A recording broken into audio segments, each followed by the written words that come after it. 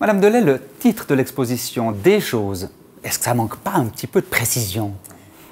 Oui, en fait, l'idée avec ce titre, c'était de parler du pouvoir narratif des objets archéologiques et surtout de laisser la possibilité au public de s'approprier les objets un peu comme il en a envie. Donc, d'où ce titre très général, très large. Est-ce que ces objets ont de la valeur? Est-ce qu'ils sont dignes d'une exposition d'un musée d'archéologie? Oui, bien sûr, ils ont énormément de valeur. D'une part, ils ont la chance de s'être conservés, ce qui est relativement rare en archéologie. Enfin, le contexte de conservation est extrêmement important. Il y a plein de choses qui nous échappent complètement. Et c'est surtout des objets dont on parle peu, qui sont souvent traités comme des objets anecdotiques. Donc ça donne la possibilité au public de les découvrir, d'où une très grande valeur, évidemment. Est-ce qu'ils viennent de notre région?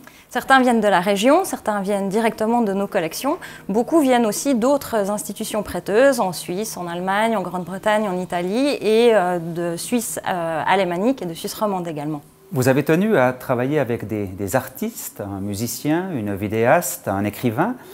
Quel est l'apport de ce contact avec les artistes?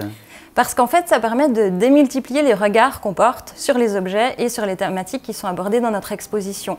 Le regard artistique permet aussi de créer un lien fort entre les objets, notre discours scientifique et le public.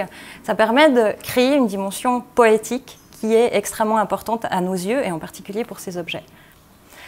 Moi, j'ai une question à vous poser. Est-ce qu'il y a un objet qui vous a touché plus particulièrement dans cette exposition? Alors beaucoup, évidemment, les objets pris dans un ensemble, mais individuellement, je citerai les lames de hache que j'ai vues tout à l'heure, et ces lames qui montrent un travail extrêmement soigné, 3e millénaire avant Jésus-Christ, et de la région, c'est tout à fait extraordinaire.